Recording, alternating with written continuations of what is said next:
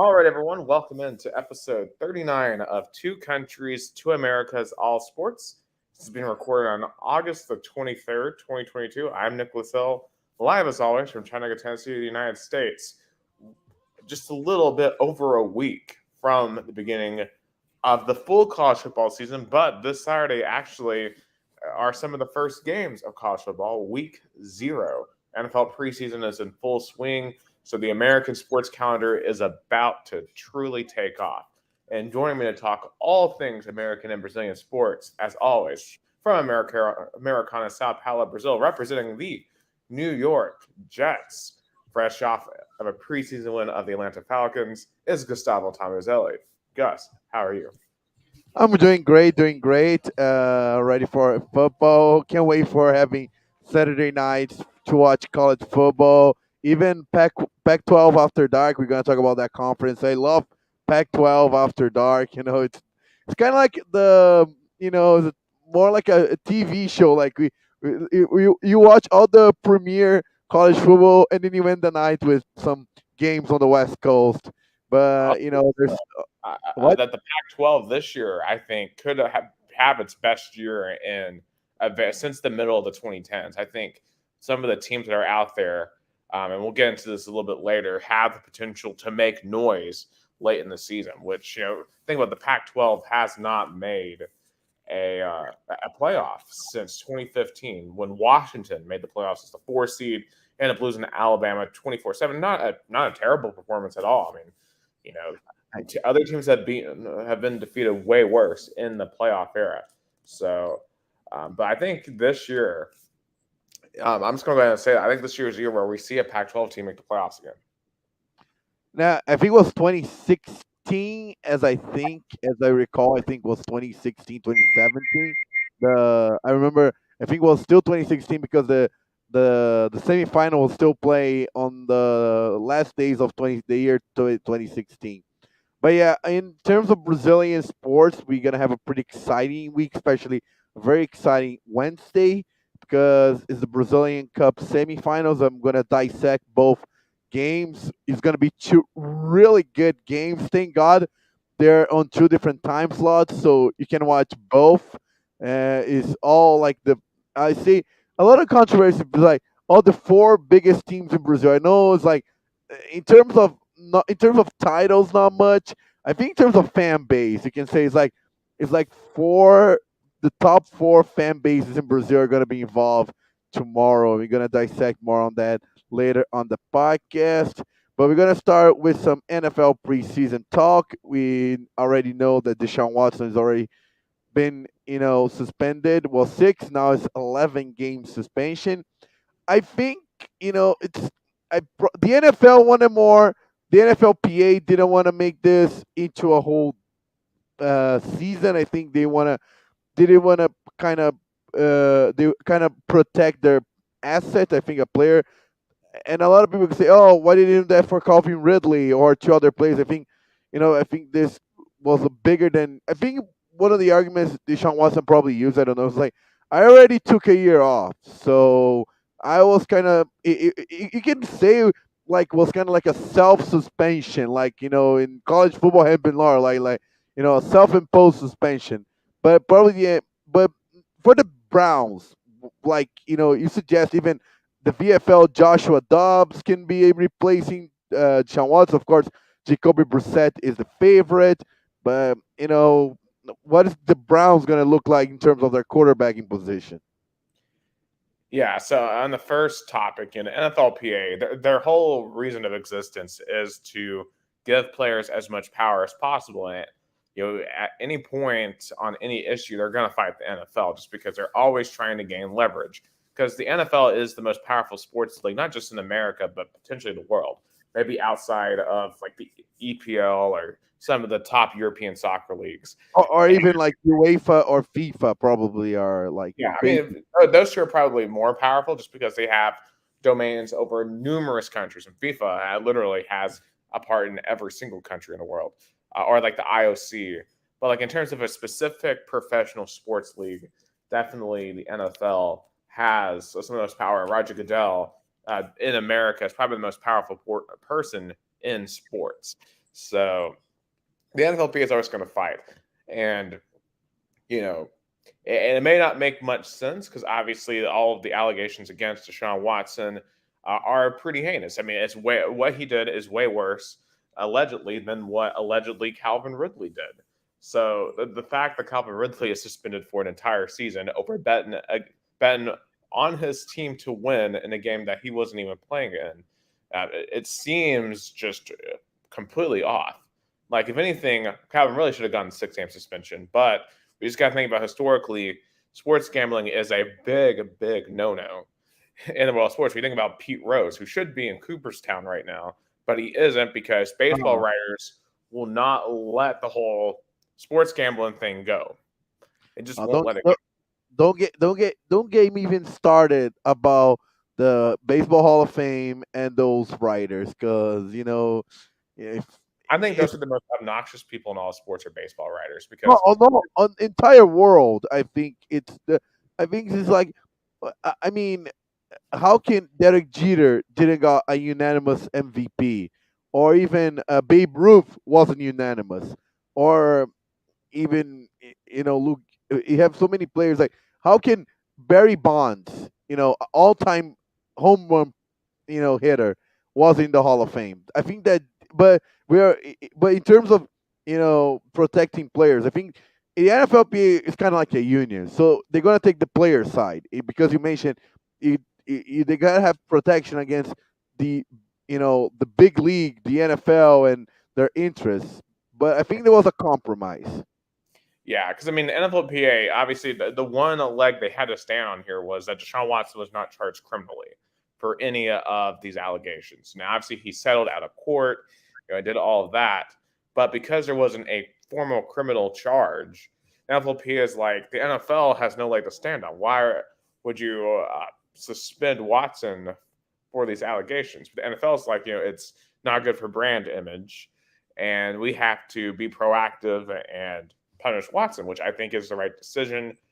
Clearly, whether he was criminal or not with his actions, whatever transpired was not becoming of someone with the privilege to be in the NFL. Because you have to remember, it's not a right for any of these players to have a spot in the NFL. I mean, Michael Vick, think about it, he went from one of the top quarterbacks in the league to jail overnight because of the actions he did off the field. Or think about O.J. Simpson. He was regarded as one of the greatest running backs of all time, and now all anyone can ever think about is the likely murders that he committed in the 90s, even though he was acquitted in trial. So, I mean, this all is a massive privilege, and I'm not sure. And obviously, what exactly did Watson do, and what did he didn't do? I mean, we probably will never know the full extent, but clearly, the NFL believes this is the best thing to protect their brand image, and of course, NFLPA is like, you can't, suspend this guy for an entire year on something that he wasn't criminally charged for. But this is the final decision here. I think both sides are going to move on from this 11-game suspension, and I think the question now, if we turn to the football side of things, whatever direction they go in, whether it is Jacoby Brissett or Joshua Dobbs, with 6 games, it was pretty obvious that Deshaun Watson was going to start that 7th game on the road in Baltimore. That would have been the first game. But now, the 12th game of the season, his first game that he would be eligible for is in Houston at the Texans. I Which, I mean, mean, the NFL knows how to kind of create urgency in games that we wouldn't care. Because if you think about it, week 1, Carolina Panthers versus the Cleveland Browns. If let's say the Baker Mayfield would have stayed in Cleveland, this would have game probably not much people would have cared outside their both team fan base. But now with Baker, being traded and kind of like humiliated, some people would say, and now we're gonna discuss about him being the starting quarterback Carolina. Now a lot of people are gonna watch that game, and week 13, a game also probably want to get people's attention. Houston versus Cleveland. Now it's gonna be Deshaun Watson's return to the NFL after a couple of years, and it's going to be versus his former team. So the NFL knows how to kind of schematic this situations. Yeah, but the question I'm asking is, will it be? Because what if Dobbs or Brissett go out there and are just balling? Let's say the Browns have like a 7-4, 8-3 record. The offense is playing really, really well. They're moving the ball. Because think about it, neither one of these quarterbacks are going to have to carry this team. You have Nick Chubb, one of the best running backs in the NFL. You have Kareem Hunt, too, who's a good passing option out of the backfield. You have really good talent at wide receiver. You have a really good offensive line. Obviously, the defense has gotten better and better. You have Myles Garrett, one of the best pass rushers in the entire league, along with Denzel Ward in that secondary. This team has a lot of talent on it, so they could conceivably have a winning record. And if the team is playing really, really well, and because when Deshaun Watson's not on the field, the team's not going to have to worry about all the drama. They're not going to have to worry about the chants. They're not going to worry about all of the media distractions, because when Deshaun Watson inevitably returns to the field, that's going to become a huge problem, not just for Watson, but for this entire organization.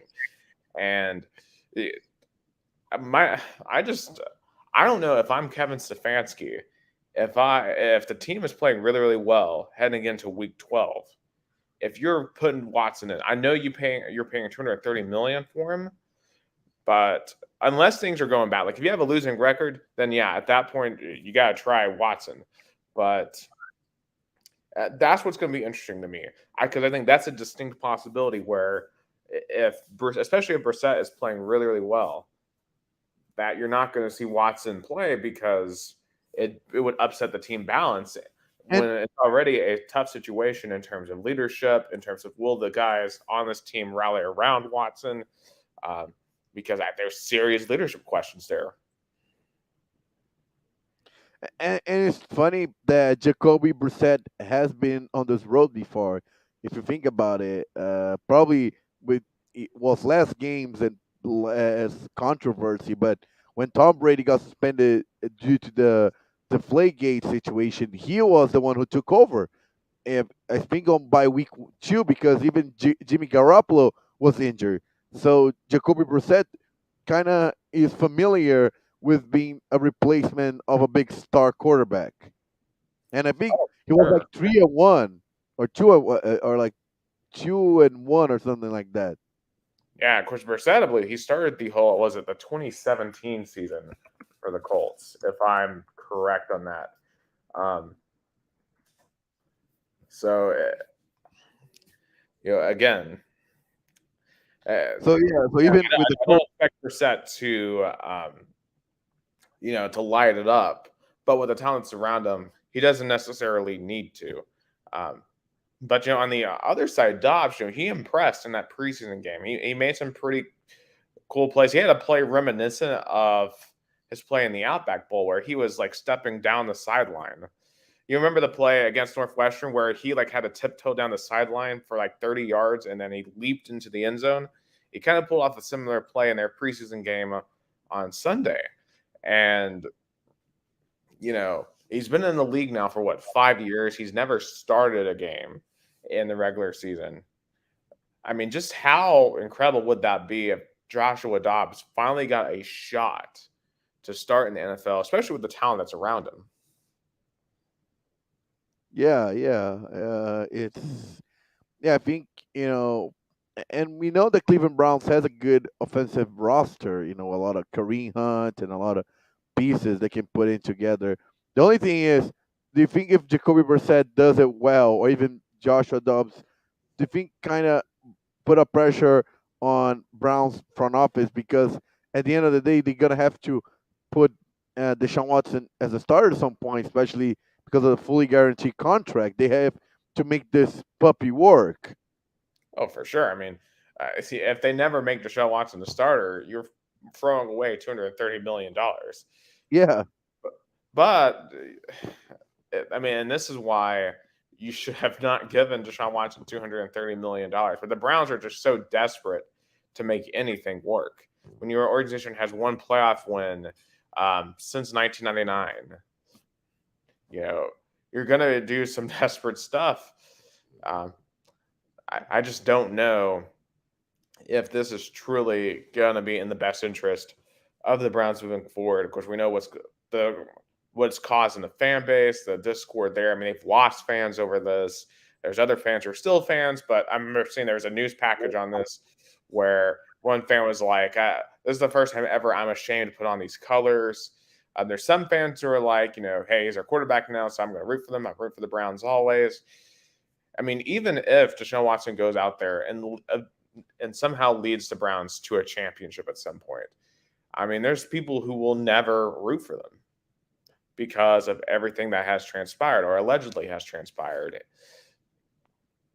And it's like the only way this doesn't fail if you're Cleveland is if you win a championship. And even then, some people, they're going to always hold something against you from a moral perspective, which that's an every person individual decision. And I don't think, as I've said before, you can't blame anyone for feeling a particular type of way on the situation, because some people have been victims of sexual assault or sexual harassment. Some people have, family, friends, loved ones who have been victims of this stuff. So, I don't blame them if they don't want to support a guy like Deshaun Watson, who, a few years ago, we all saw this guy as, this upstanding guy who had no character issues whatsoever, had no character issues at Clemson, no character issues in the first couple of years in the NFL. And, now he's kind of deceived everyone. So it's a difficult situation. And I think the Browns put a lot of pressure on him with this fully guaranteed contract and this background, because they have to make this work. They have to make Deshaun Watson the star, but at the end of the day, I think it's a blast. Also, he's not starting the season, because now with the suspension is over, it's like, okay, we got it done. Now he can play, and if maybe by then they'll be like 6-5 or even 5-6, they're still viable to play. I think he'll be ready for it. But I my thing is like, would he will come back in a time manner in a time man in like in probably on somehow the Browns are still viable for a playoff, because if not, then it would be even weirder to put your biggest asset on the field when your team don't have a chance to go to the playoffs. Yeah, and that's what's going to be tough, because I think the Browns could very well be in a playoff battle there towards the end of the season, potentially for the wild card, maybe even for the division, if things turn out certain way. Because you're in a tough division with the Ravens and the Bengals.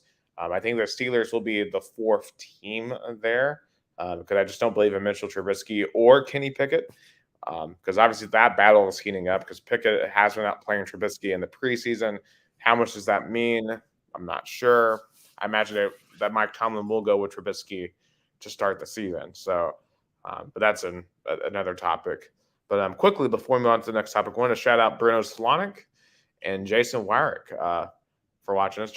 Jason says, "Hi, friends. I miss you both. I hope you're well." So, of course, we've had Jason on numerous times on the pod. And, obviously we look forward to having him some more over the years. Of course, massive Louisville fan. He's getting ready for the season, and also a major Colts fan. And obviously, Colts and I'm a Titans fan, so we're getting ready for what should be a year-long AFC South battle, unless Jacksonville or Houston shock everyone and take the division. No, I don't. I don't see that happening. Probably, I'll see the Jacksonville being probably a 500 team. I expect them to be at least close to that. Uh, by year two, I think everybody expects Trevor Lawrence to improve.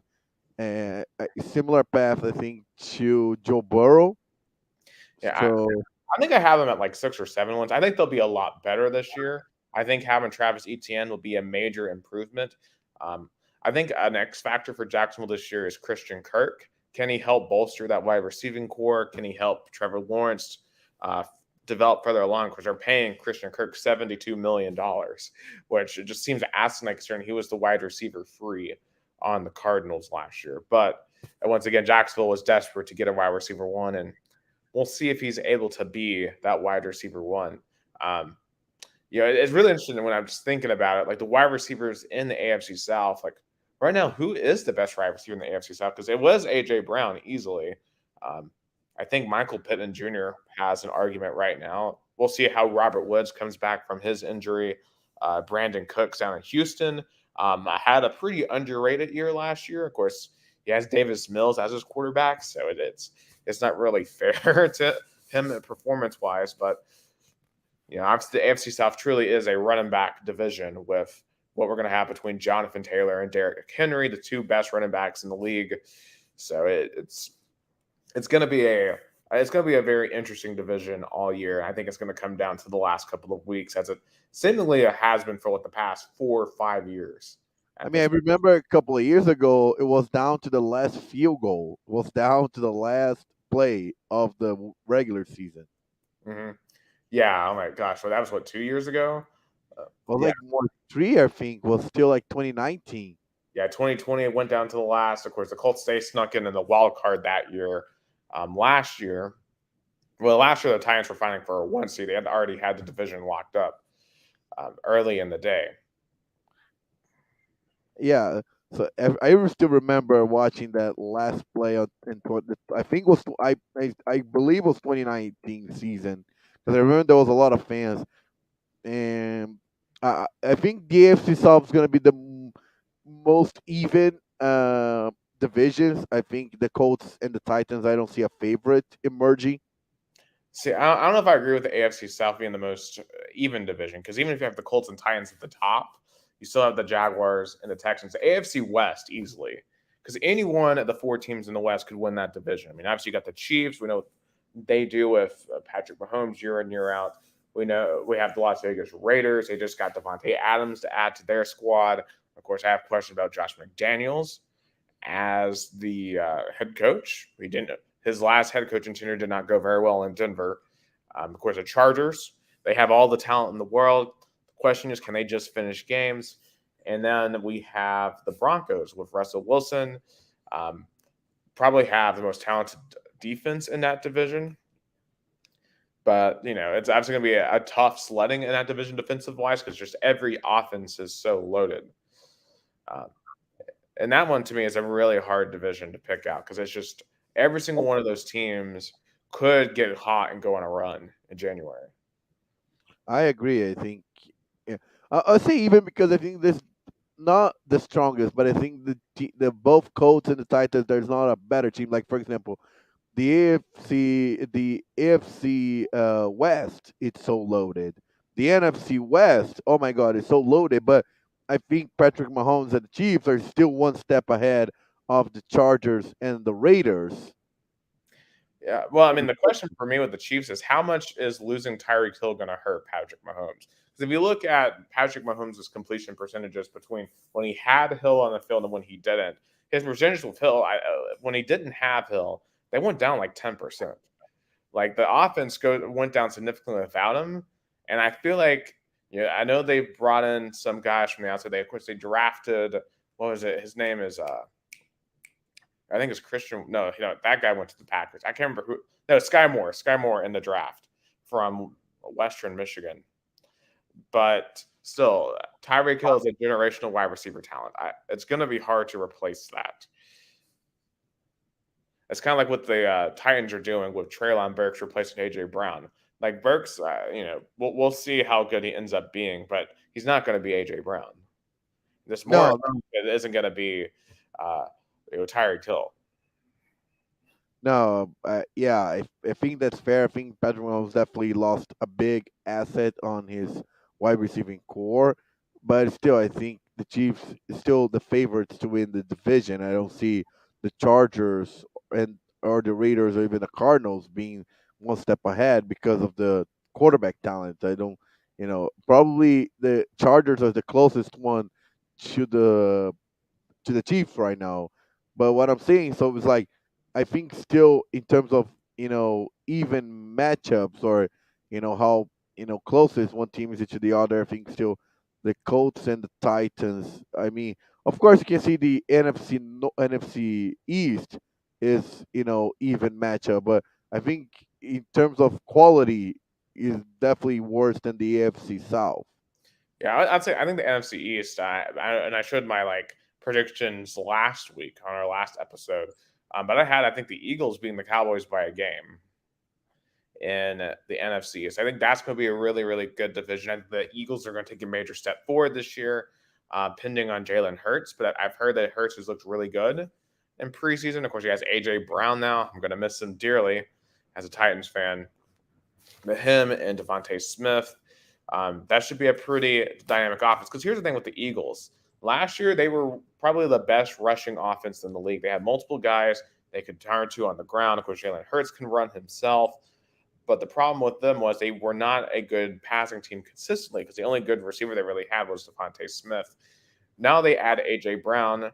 Truly, if they can develop further, that passing game further, I really think that team is really dangerous this year. Of course, I had them as the 1 seed, which I don't know if that will happen, truly. But I think the Eagles will have a really good season this year.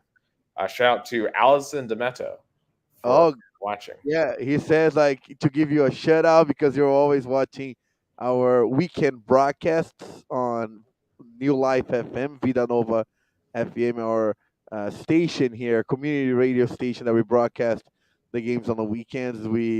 Allison said that he truly appreciate you watching us, even though we broadcast in Portuguese. So I know, the probably in 99% of what we're saying, you probably don't understand, but we still appreciate you watching our games. Yeah, I at least understand when a goal happens. I know when a goal happens because like Yeah.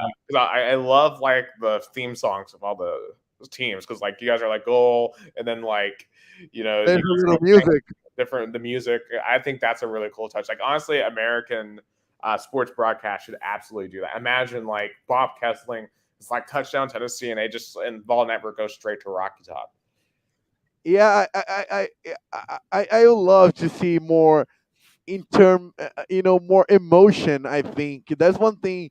Radio sports broadcast. One guy that does really well is Mike Keefe. Mike Keefe is the guy I think in sports radio broadcasting that really puts emotion in broadcasting in any play. But it would be really cool if like touchdown Titans, and then it come like a Titan song. Yeah, I'll never forget the opportunity that we had to speak with him. It's probably my favorite single rock solid sports show that we did at WTK was when we got to talk to Mike Keefe. I mean, just this guy that I've listened to on the radio since I was a kid. I mean, it's just that was awesome. Because I think he is one of the best broadcasters in all sports. I was listening to him on the AFC divisional game versus the Cincinnati Bengals, and I could feel I was there because that's I think the goal of a broadcaster should be is make the listener feel that he's in the game.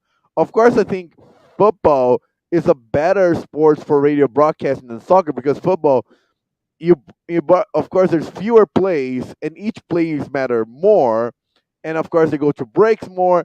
And in soccer, demands more of the play-by-play announcer because it's a 45-minute nonstop, and you have to call more down play time. Like the ball's on the midfield, it's like nothing happening. Yeah, I mean, definitely calling soccer it takes a bit of talent because you got to find a way to keep the audience interested. But in football, it's like you talk about the crowd, you talk about the atmosphere. But in soccer, it's all right, this is happening. They're setting this up. You got to be able to see a play before it's going to happen. And yeah, anticipate it. That's one thing. That's one thing I'm really developing more. When you start broadcasting a lot of soccer, you kind of know where the ball's gonna go. You kind of know where the ball's what play is gonna be next. Because if you predict better, you're able to guide your broadcast better. But I mean, I love comparing. That's why we do this podcast comparing both countries, and I appreciate you watching us. I know we kind of broadcast not many important games, but it's we try to kind of highlight the sports in the area. That's one thing I learned in the United States is to value the teams in your area, the teams, the games on your city, on your region, and that's what we do. We on Saturday I was broadcasting semifinals of the Soccer City tournament, which draw a lot of fans. It was like 3,000 fans show up, more than the professional team, like uh, draws in terms of fans. And on Sunday was the team of the city closest to Americana. So that's one thing I learned about America is like value the area that you like work with. Yeah, I mean that's absolutely huge, especially in a place like Chattanooga. Obviously a lot of people here, their top allegiances are to like the Vols or the Georgia Bulldogs or the Alabama Crimson Tide. But a lot of people also try to make room for the Mocs. They try to make room for Chattanooga FC. They try to make room for the Chattanooga Red Wolves, for the Lookouts. And Chattanooga is a much smaller city, so um, this team's often get kind of left in the dust. And of course, also you have the added element of here, schools. Obviously I mentioned all the universities, but like high schools as well. High school football just started here, and a lot of people are big into high school football. Uh, That's one thing Brazil should. And I was even talking to the guy who oversees the academy, the youth team of Rio Branco, to kind of be like, I think one thing Brazil lacks of is having soccer tournaments in high schools, so you can spot talent mhm. that maybe is lost on this, like, public high schools, because I know they do a lot of tryouts, but many players, they don't know about tryouts, or they not interested, or their family doesn't encourage. But if you create a tournament of a high school, public, like a high school tournament of soccer of all the schools in one city, then you spot talent. You're gonna be able to see talent that maybe is lost in because of numerous reasons. That's why one thing Brazil lacks of is creating this tournaments, or even make sports more competitive in schools, that you can see talent better. That's one thing America does the best. Yeah, and also do want to give a quick shout out to my alma mater, Hickson High School. One, they're only their seventh game since I graduated in 2016 last Thursday, and a big upset actually. All the local high school football experts were picking their opponents to win Signal Mountain, but hey, they pulled off on a last-second field goal, 18-15. So shout out to them, huge win for the program. Hopefully, that's the start of a big turnaround for the Hickson Wildcats. It'd be awesome to see them go to the playoffs for the first time since 2016, which is the year I graduated. So, shout out to them. Oh no, yeah, congrats. I always remember a year ago we were covering high school football. Time flies, but let's go to college football, because one topic that's kind of drawing a lot of attention in terms of behind the scenes of college football, especially with fans of in Tennessee and California, is that USC apparently is holding papers that would make a Tennessee player eligible for play this season, right, Nick? Yeah, so essentially, here's the whole deal with the situation. So Tennessee got a transfer over this offseason. A wide receiver, Brew McCoy, was a five-star coming out of high school.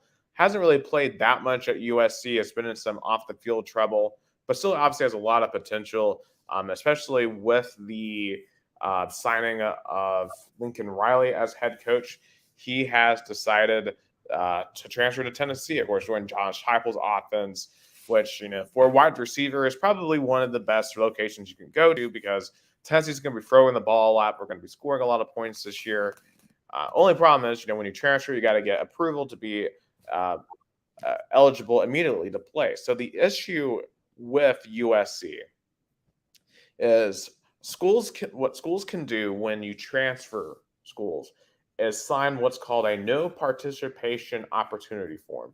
And what that means is when a school signs that, uh, a team can say this player can play immediately at his new school. We have no objections. But if the school does not sign that form, then that player will have to appeal to the NCAA to be eligible. Otherwise, if the NCAA says you're not eligible to play, then he would have to sit for a whole year, which would really stink for Tennessee's case, because this is Hendon Hooker's senior year. This is probably going to be Cedric Tillman's senior year. So we would miss an opportunity to have a truly loaded offense if Brew McCoy is not approved to play.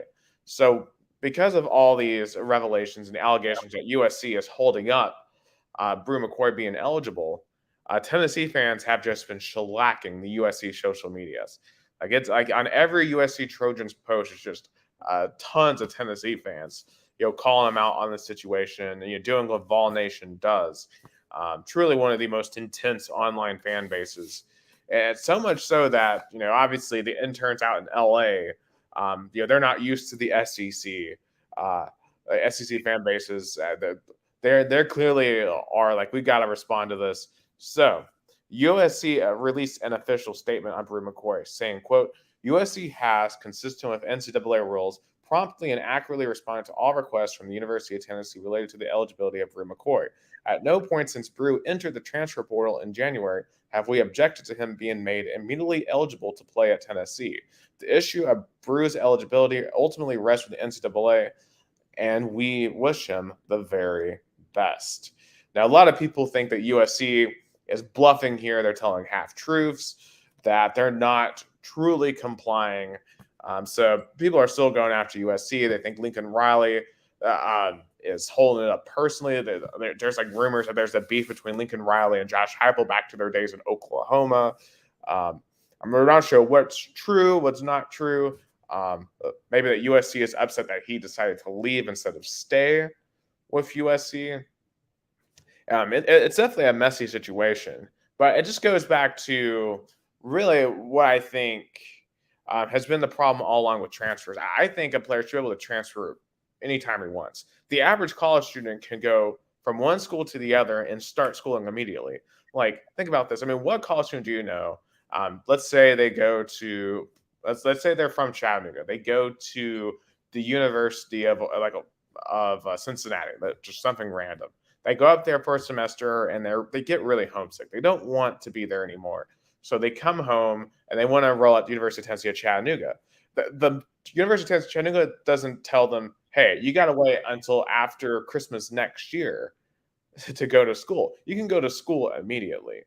So the fact that these athletes are having to wait a whole year to transfer when coaches are changing jobs left and right. You have situations like Mel Tucker, the former DC at Georgia. He gets hired at Colorado, coaches there a year. Then 10 months later, he's off to Michigan State, or what Lane Kiffin did to going from Tennessee after a year to USC. There was no penalty for them. They could start coaching on their new jobs immediately. So why do players have to wait? I mean, Lane Kiffin was hired when he was still a coach, I think, by Florida Atlantic, when he was the OC for Alabama, I believe. Mm-hmm. Oh, for sure. It's just hypocritical how players have been relegated to having no say in the situation when, if you went somewhere and the coaches that recruited you left, or maybe, something was not what you thought it was going to be, I think you should have every right to leave, because you only have a handful of years to prove yourself to the NFL or to set yourself up. If it's obvious early on you're not going to make the NFL, then you got to go to a school that you can get a good degree in so you can go and have a good job afterwards. Like, let's say, you want to be like a meteorologist, really, but like, do you think you can make the NFL? So you go to, Ohio State.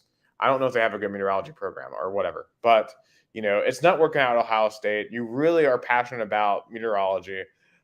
So you go to Oklahoma, even though, okay, I'm not going to really play here. I'm not going to, realize my professional athletic dreams. I can still, go to school for what I want to go to school for and do what I'm passionate about for the rest of my life. So there's just so many considerations. Also, with NIL now, what if, you go to, I don't know, let's say the University of Connecticut. There's not a lot of NIL money there. The Huskies are not a very popular brand in terms of football. Now, basketball is a completely different game. But let's say you have a breakout year, you're playing really well, and Tennessee comes calling and say, hey, come to Knoxville, you will get all the NIL money that you want because Tennessee has a huge college football fan base. There's a lot of companies in Tennessee that want to invest in college football, that want these athletes to show themselves as faces of their brand. I think you should be able to leave Hartford and come to Knoxville and make more money. So, I mean, especially when you're in a sport like football where any play could be your last play and then your money making potential could be gone.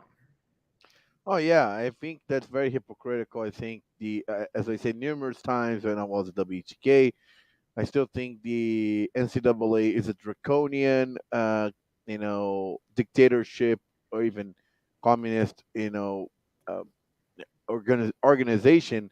What's happening right now is kind of like the perestroika of college football, of the NCAA with transfer portal and NIL. It's like opening a little bit, but there's still a lot of walls and a lot of regulations and a lot of you know things that don't make sense anymore, especially with so many billions of dollars made by those schools with TV deals. It's different when it was like the 40s and 50s or even the 60s, when there was truly amateurism and all about going to school and play sports. Now is a business, and players should be able to take their business whenever wherever they want. And that's internationally. If you don't know what perestroika is, that's the end of the Soviet Union. Essentially, it's when Mikhail Gorbachev decided to start opening up some of the satellite states like Poland and Romania, and eventually those states broke away from the Soviet Union and started allowing democratic elections, and that eventually led to the whole fall of the Soviet Union. Of course, then let's say the NCAA is like the end of the Soviet Union with the perestroika. Have we already had our Berlin Wall moment, or is that still coming? I think that's a very interesting question to ask because the true sign that the Soviet Union was coming to an end was when the Berlin Wall fell and the East and West Germany were allowed to reunite. And obviously it didn't happen overnight, but effectively, when the people in East Berlin were allowed to cross that line, go back into West Berlin, East Germany fell soon thereafter. Could we have something similar in the NCAA? And Yeah, that's what I'm trying to compare. Is like, if when you start opening, you know, walls and making openings, it's hard to still keep old rules and old walls there. So I think as more pressure put up, I think you know there should be a CEO, because it's so funny. I think his name is Mark Emmett, the president of NCAA. He should be more like a CEO, not a president. He, doesn't benefit the sport, doesn't benefit the players, doesn't. I mean, his product is attractive, but I don't think he does good for the sport. I think he makes even more bureaucrat and even less appealing. I mean, I'm not saying it's hyper appealing. I think college football is the number one uh, sports entertainment in America, more than the NFL, because the thing about it is more spread around the country, like especially with regions that were kind of like down turning out coming back, like USC and Miami. You even see like metropolitan areas coming back to college football, not and in addition to the southern of the United States with Alabama, Georgia, and South Carolina with Clemson. Of course, you have Notre Dame, Indiana with Notre Dame, and the northeast with Ohio State and Michigan. So I think with such a national attraction as college football is, I think being so rigid in some rules that limited athletes to take their talents wherever they want, I think this new kind of this last decade shows that players want to be mobile. They want to go wherever they want to play, better. yeah, it's really, so I have a prediction on what could be the true Berlin Wall moment. If and when Notre Dame decides to go to a conference, Let's say if Notre Dame decided to go to the Big Ten, I think that's the end of the NCAA because that will give so much power to the Big Ten and to ultimately the SEC that I think they'd be able to break away. I agree. I think probably the NCAA kind of uh, kept his uh, because I said numerous times it's so weird that NCAA cares more about the college basketball and March Madness than college football, even though college football I think is the highest is the most precious product. But you see their logos, you see their enthusiasm all in basketball. I'm not saying college March Madness is not important. Of course, it is. It's a a monumental, even a more than $1 billion entertainment product. But I say college football is it's longer competitive because each week is like a playoff. Each week can decide the fate of a team in the to go to the playoffs or not. In basketball, it's kind of hard for a big school to be out of the playoffs because of so many teams get in. Yeah, and I think what's also going to happen here is what's going to happen is the TV network's going to end up being more powerful than the organization because obviously ESPN has a huge hand in the playoff committee. Because you got to remember, the playoff committee is not affiliated with the NCAA; they're their own separate organization. NCAA does not do anything with choosing the college football champion like they do with their own committee for basketball. And I think that's potentially been one of the big mistakes of the NCAA. And what I'm interested in, and we didn't really get to this last week, but the Big Ten just signed that $7 billion contract with CBS, Fox, and NBC to show their games. So nearly no Big Ten games anymore on ESPN, while the SEC will be exclusively on ESPN. And that makes me wonder, what does this mean for the future of the college football playoff? In terms of because the college football playoffs are exclusively an ESPN product, and the Big Ten obviously is going to be the anti-ESPN, and will ESPN ultimately significantly favor the SEC teams because that's who they have the interest in. For me, not even the SEC. I think it's going to be more like a Pac-12 Big Ten situation because I think Pac-12 is still on ESPN, right? Right. At least as of now, they'll be back at least for now. Of course, the Pac-12 and Big 12, obviously, they're going to have renegotiated contracts. The Pac-12 is not going to be worth anything near what it's worth right now because they're losing their two most valuable brands. Rumor is they might lose Oregon and Washington really, really soon. And if that happens, I don't see how the Pac-12 is even still around because that's basically every single one of your most, especially if you lose Oregon with the Nike money. All you have left is Stanford. And Stanford probably go independent and be fine because it has so much money in endowments and it has the prestige of being Stanford. But I don't know what happens to these other schools because like Washington State, that's not a big TV market. It's not a big fan base. Oregon State, same problem. They're the little redhead stepchild of Oregon. Colorado, they're in the shadow of the Denver Broncos. Even though that is a big market in Denver. Utah, even though they have had a very good program, it's just, they don't have the same reach of a BYU nationally. I don't, and they got the two Arizona schools, but they don't really move the needle at all. I really don't know how the Pac-12 has a future, especially if they lose Oregon. Yeah, and we're gonna discuss the Pac-12 preview, probably one of the last ones, probably people make because they said the future doesn't look good for them. Especially, I think their momentum was the early 2000 mid 2000s, like 2010s when they had really good schools. Not of course USC tops that, but Cal did a really good 2007 season. Oregon State had a pretty good run.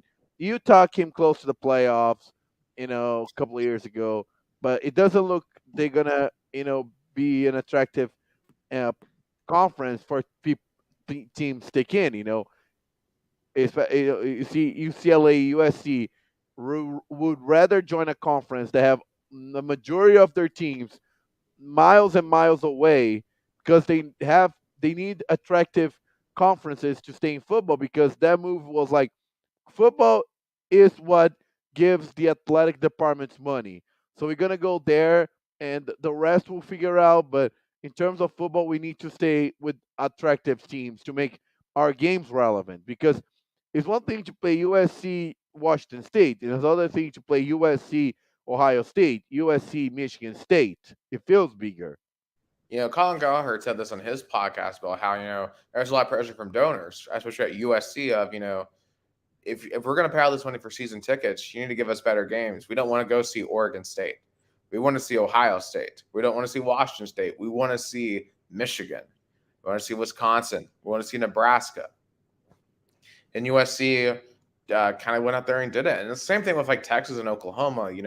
They were bored of seeing Kansas and Texas Tech. It's Iowa State. Now they're gonna switch that out for Alabama, Texas, Florida, LSU, Tennessee, Georgia. That's just much better and much bigger games.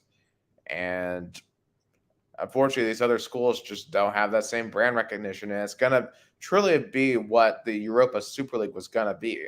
But now we're truly seeing the Super League in college football. Oh yeah, for sure. I think even before the Super League, I think the Super League is like the ultimate stage of college football. Will be like all the powerful teams joining one conference. What could happen in Europe, and probably is like make it's the in ideal world would make the UEFA Champions League smaller and more concentrated in the countries that matter. Have more spots for English teams, more spots for Italian teams, more spots for Spanish teams. But UEFA doesn't want to do that because UEFA leaders are like politicians, not not commissioners, not CEOs. They think how are we gonna get make all the other conference, all the other confederations and all the smaller countries happy. So they create a lot of pre Champions League. But I think in terms of college football, I think that would be you compared to if a Super League is like the ultimate, like maybe down the future one concentrated league, college football league where you have first division with all the tops dogs, and then the rest will kind of scramble to get in. I think really what you're going to see ultimately is the Big Ten, the SEC go to 20 teams each, and those 40 teams break away from their own division. And effectively, you're just going to have an NFL where, you play against your conferences. You have a couple of inter-conference games with the other conference, kind of like what the AFC does with the NFC. You're going to have a playoffs, and then effectively the national championship will be like a Super Bowl. Or even better, imagine, okay, I know it's really crazy. Americans wouldn't go for it. Imagine, okay, you have 20 teams in Big 12, in Big 10, in the SEC. How about you have the first division and then you have the second division and the fight for relegation? Imagine how cool would that be? I know it's That would be crazy. amazing. Because actually, if you had that, then you would have the top 10 teams in each conference. And then that would mean you'd have 9 conference games. You could have 3. You could basically have 2 interconference games with the other conference, and then have 1 at-large game with any team that you want. So, if you're Tennessee, you could still schedule, like Vanderbilt, or if you're Georgia, you could still schedule Georgia Tech if they're not in the ACC or SEC or Big Ten. And then that last team in the first division would fight the top team in the second division. Yeah, yeah, I think will be yeah, that's true. So it will be kind of like a breakdown and more concentrate. I mean some ideas I think to make the product attractive because again, college football is just amazing. I keep telling my friends here in Brazil that they they all wow by the NFL. I mean, one news I think I know it's not relevant to America, but a Brazilian public network signed to broadcast the NFL until 2025. So we're gonna see the NFL in public TV in Brazil. So I love that. It That's starts awesome. Doing to grow the brand. Yeah, to grow the brand. They start this season, so it's going to be the 2022, 2023, 2023, 2024, and 2024, 2025. So the next 3 seasons. I'm trying to see if they're going to show like what kind of games. Like it's going to be like a. It doesn't say exactly what game. It's going to be like a Thursday night or a Monday night or a Sunday night. I think they're gonna get a Sunday night football because Sundays is like a Sunday night is very traditional like sports time. I would have guessed, but it doesn't say what time slot they're gonna pick. I Yeah, know ESPN. Thursday being Amazon too. Like Thursday night, it's gonna be Amazon exclusive. So I doubt Amazon's gonna be on board with that. And we got to remember too, Monday nights are still mostly ESPN, so I don't know if they're going to be truly on board with that. I think NBC Sunday nights will be the most likely choice there. Yeah, I mean ESPN hold the rights here in Brazil. They're gonna show all the games. Every single game. They're gonna have also their games on streaming, which here in Brazil called Star Plus. They're gonna have the Red Zone channel here in Brazil. It's like their addition to this year. So, but I like to see. I love that the NFL is being popularized because NBA is very very popularized here. NBA is more popular here in Brazil than the NFL, of course, because you have such global talents like LeBron and Durant. We're gonna talk about him soon, but also because you have more public networks showing the league more years than the NFL. But I love that the NFL is going to be show in the public TV. I know at first people are going to say, "Oh, but the ratings are bad," but like it takes time to adjust. I think it takes time for people to get used to the sport. There's a lot of resist. Even like say my grandma. My grandma loves sports, but she's not a big football fan because she doesn't understand the rules. I think it's get used to the culture of the sport. Yeah, plus you got to remember none of the teams are from Brazil, so no one has that connection. Very few people have that connection to the individual teams unless they've unless they're like you and they've actually lived in the states and they understand the culture around it. So Yeah. that takes time to develop, and that's why the NFL should be looking at a game in Brazil, just like they've done a game in England, other games in Yes. Germany, games in Mexico. Yes. Yes. They should. Times Yes. like you could like show it on a normal Sunday because y'all are only an hour ahead in Sao Yeah. Paulo. Yes, I think you. I mean, I would. I think Sao Paulo would be the perfect city to host. They have, 3 big stadiums. I think Palmeiras Stadium, I think, would be the favorite because it's already like a turf.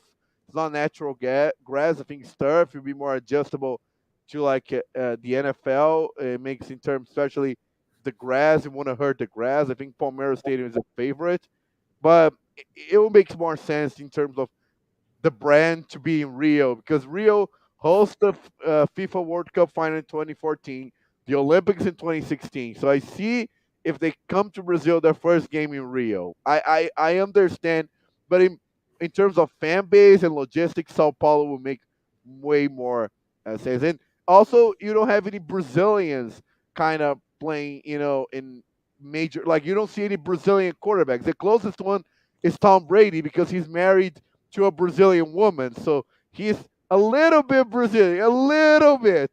Speaking of Tom Brady, he is back at practice, so of course we're not exactly sure why he was gone for so long. Probably there were some personal matters or something he had to attend to, but he's back. He will be starting. That really ended up being not that big of a story, truly. I think what happened is he probably promised when he was retired, his family, he was gonna do not. A lot of people say, "Oh, it's not vacation." I want to say even vacation, but maybe he had some deal he has to, to adjust to do or something, and the team was fine with that because you don't see anybody at Tampa make a big deal out of it. I think just Tom Brady show, hey, it's my last season.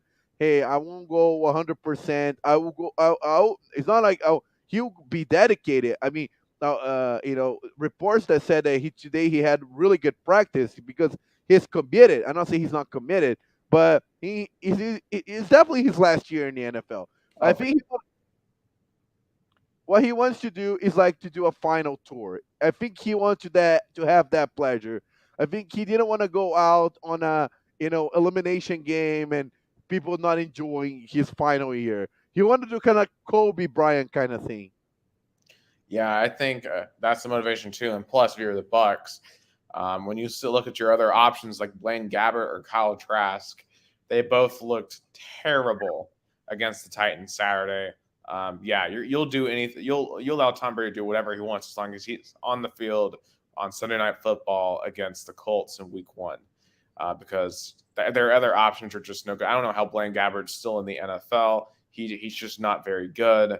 Um, he's just underthrowing guys, overthrowing guys. Kyle Trask throwing interceptions left and right. I mean, and both were nowhere close to what Malik Willis was doing on the other side, with some impressive plays of his own. But that's neither here or there. Quickly, just get back on college football here. There are some Week 0 games this week. This not too many, but two of the major ones, at least on the FBS side. Nebraska and Northwestern are in Ireland, Dublin. That game kicks off 12:30 p.m. Eastern on Fox. And then we have the first SEC game of the year. Vanderbilt is traveling all the way out to Honolulu to play the Hawaii Warriors, Rainbow Warriors. 10:30 p.m. CBS Sports Network. And these are obviously, I'll be watching these games because these are the first games. I'll be very interested because Nebraska obviously is a favorite against Northwestern, but this Vanderbilt Hawaii game, Vanderbilt had just an awful season last year, 2-10, lost to ETSU.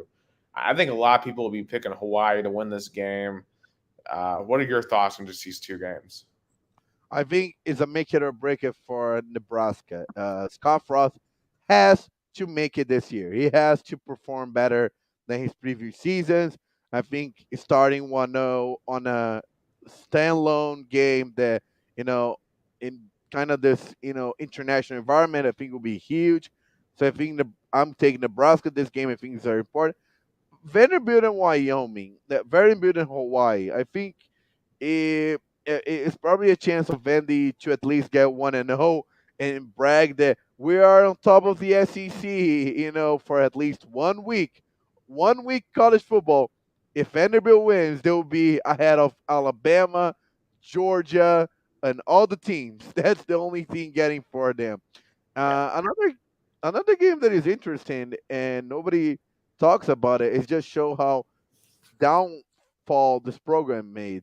Florida State and Deuce Kane. I know Deuce Kane is, not a Deuce Kane Deuce, and he's a very, not a very, it's a very small program in the NEC.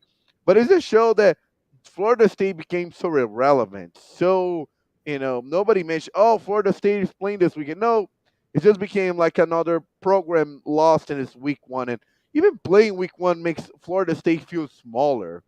I don't know why they did it. Yeah. So here's the full list of FBS games. We have Nebraska, Northwestern, Vanderbilt, Hawaii, Austin P at Western Kentucky, Idaho State at UNLV, Connecticut at Utah State, Wyoming at Illinois, Duquesne at Florida State, Charlotte at FAU, Florida A&M at UNC. They're also playing.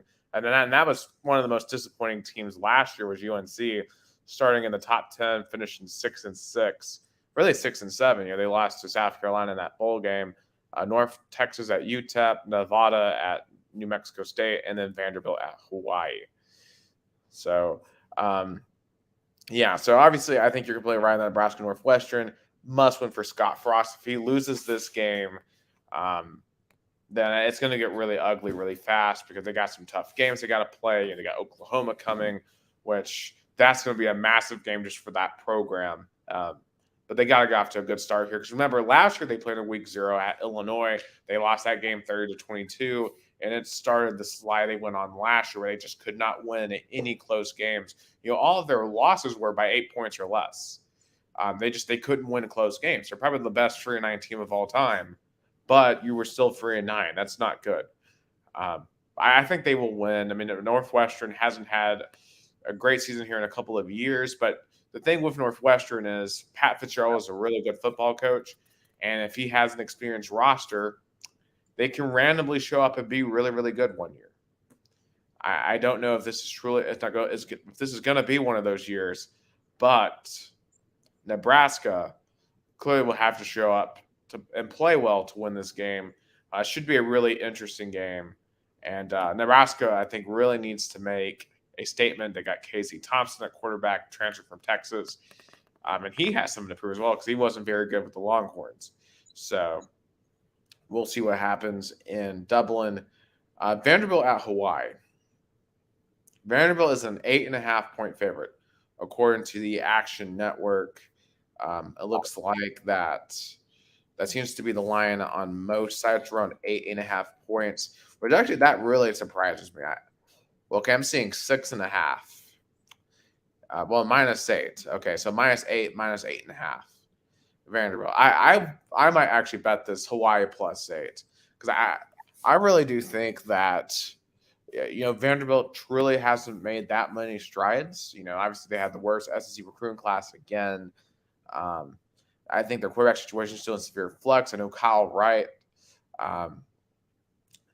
or Mike Wright, has experience coming back, but it wasn't like he played well last year at all.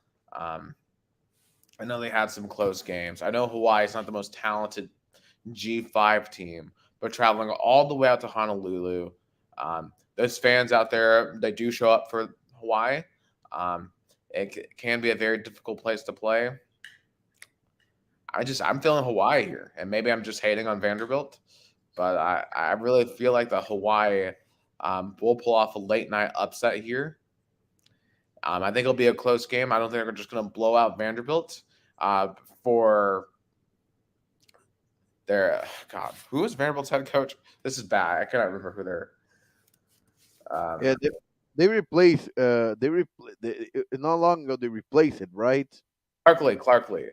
Yeah, I should have remembered that because he proclaimed at the SEC media days that Vanderbilt was going to be the best football program in the country, which is kind of an interesting claim considering that Vanderbilt has never had a 10-win season in their program's history, nor have they won an SEC championship. So, in fact, the last day they only have I think 2 or 3 conference championships period, and that was in the Southern Intercollegiate Athletic Association, which was basically the precursor to the SEC in the early 1900s in 1922. So, go figure with that.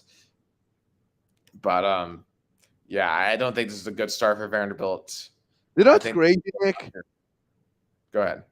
Imagine if they go 4-0 and defeat Wake Forest, that is ranked 22. I don't think they're gonna stay ranked by week 3. Do you think they can be on the top 25 if you go 4-0, or it's too crazy to think that? I'm gonna see Vanderbilt's schedule. Let's take a look. They play Hawaii, Elon, Wake Forest, and then NIU. All right, let's think about that. So, all right, so they can beat Hawaii. They can. I don't think they're going. I don't think they will, but I think it'll be a close game. So let's say they do. I think they'll beat Elon. Elon is not ETSU. They're not a playoff. Well, actually, I take it back. I think they were a playoff team last year. So that's not an easy game, but I think they should improve enough to where they don't lose to an FCS game. So I'll give them that. Wake Forest, they're probably not going to have their quarterback, but I still think Wake Forest overall is just a much more talented team. I think they'll win that, or Wake Forest will win that. And at NIU, once again, first and foremost, we just got to say this. For an SEC school to have road games at Hawaii and Northern Illinois, how embarrassing is that? Tennessee would never schedule these games. Alabama would never schedule these games. So, at Northern, that's true. Northern Illinois is one of the best MAC teams too. I think they won the MAC last year, so they might lose that game. I think at the very minimum, it'll be a really good competitive game. I honestly think they start probably 2-2. But it's also crazy that they schedule all their non-conference games on the first 4 weeks. All the other SEC schools kind of spread around, and you have by November one or one in November, maybe one in mid October, but you don't have all four non-conference games on the first 4 weeks. Yeah. I'll say this. I think the best case scenario for Vanderbilt this year is 5-7. I think that's their best case scenario. If you can beat Missouri on the road, if you can somehow start 4-0 in this non-con, I don't even know what other games, because you go to Alabama. There's no, if Vanderbilt's even remotely close in that game, I'll be shocked. You get Ole Miss at home. I mean, maybe you can be a little bit closer in that, but I don't see it. They're not going to be competitive at Georgia. Missouri, I think, is going to be either the worst or second worst team in the SEC. So I think that truly is one of their best shots to win a game. They do get South Carolina off of a bye. South Carolina, I do think it's a lot better than Vanderbilt. But remember, Carolina only beat the Commodores by a point last year and got really lucky to win that game. So, at home, they could be competitive with Carolina. I think they won't be too competitive with Kentucky. Florida at home, I don't think Florida's going to be very good this year either, but I do think Florida will at least be good enough to handle business at Vanderbilt. And knock on wood, I think Tennessee will handle Vanderbilt. So at most, I can see 6 wins at most, which I think would be a phenomenal season. But I think they'll finish somewhere around like 4-8, probably. Is a big improvement considering 2020 season. Correct. I mean, if they get to 4-8, 5-7, that would be a good improvement for them. I mean, 6-6 would be just a home run for Vanderbilt. But I would be very surprised if they got to 6-6. Oh yeah, I agree with that too. I think the 6-6 will be making a bowl game in a coach's first year. It will be such a big accomplishment. But I think it'll be like more like 5-7 or 4-8. I think that's the reality of the Vanderbilt Commodores. But in terms of Pac-12, like let's do a quick preview. I mean, you have 3 teams in the top 25, all in the top 15. Utah ranked number 7. They came close a couple of years ago. USC, I think, is the biggest improvement of all, making the rank this year. They didn't even finish ranked last year. Of course, the Lincoln Riley effect. And Oregon still is also ranked in the top in the rank number 11. So what do you? I think. I mean, of course, all eyes on USC in the Pac-12, but also you see other teams like another big year for UCLA under Chip Kelly. Yeah, to me, I think Utah by far is going to be the best team in the conference. And in fact, I kind of teased this earlier. I think Utah will make the playoffs. Of course, in week 1, Utah travels to Gainesville to play the Florida Gators. And this, I think, is probably one of the biggest non-con games the Pac-12 has had in years. Of course, Oregon beat Ohio State last year on the road. Kind of kept them propelled in that top 10 for the entire year on the strength of that one win. Utah, a lot of talk about, they're not used to the heat. They're not used to the humidity. But if you look at their team, they're a veteran-led team. Cam Rising came on. Because remember, they started off 1-2 last year. Then Cam Rising came in off the bench and won the rest of the regular season games, including blowing out Oregon twice to win the Pac-12 championship. And then went back and forth in a legendary Rose Bowl duel with C.J. Stroud and Ohio State. And it took, 250 receiving yards by Jackson Smith Najiba to outlast the Utah Utes there. And Florida, to me, is not Ohio State anywhere close. And I know this game's in the swamp. I know conditioning will probably be a little bit of an issue for Utah, but Kyle Whittingham is truly one of the top 10 coaches in college football. And I think Utah is going to win. They're, I believe, a 2-point favorite here. I think they smash that in week 1. I think Utah will win by like 10 to 14 points. And that's going to propel them the rest of the season. Because if we look beyond that game, I think their most difficult game beyond that, is USC at home. USC at home and then on the road at Oregon. I think Oregon's going to take a step back. They obviously have a ton of talent. that Mario Cristobal left them just because of how good of a recruiter he was. But they have a first-year head coach in Dan Lanning. Obviously, you had a great defense at Georgia. But here's the question: how much of that was him, and how much of that was Kirby Smart? Now, Kirby Smart has had a good track record so far as head coaches. Remember, Mel Tucker was an assistant of Kirby Smart, and he's done a great job at Michigan State. Can Dan Lanning do the same thing at Oregon? That remains to be seen. Here's my worry: the quarterback for Oregon is going to be Bo Nix. Used to be at Auburn, Bo Nix has transferred at Oregon. So his first game is against Georgia, like literally. And Bo Nix has not scored more than 14 points in any game against Georgia. I don't think they're going to score more than like 10 points in their opening game. And I think he can play well in the Pac-12, but I don't think it's going to be enough to beat Oregon. It's not going to be enough to beat USC.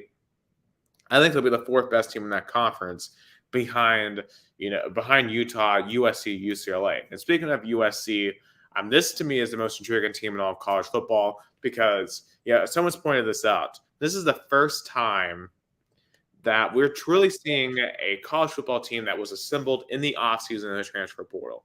Tennessee obviously had to go to the transfer portal a lot last year to fill their team. But this whole USC roster basically was turned over. Like from the time that they finished their season against California in December to what their roster is now. Like basically half of it has been replaced, which is highly unusual in the world of college football.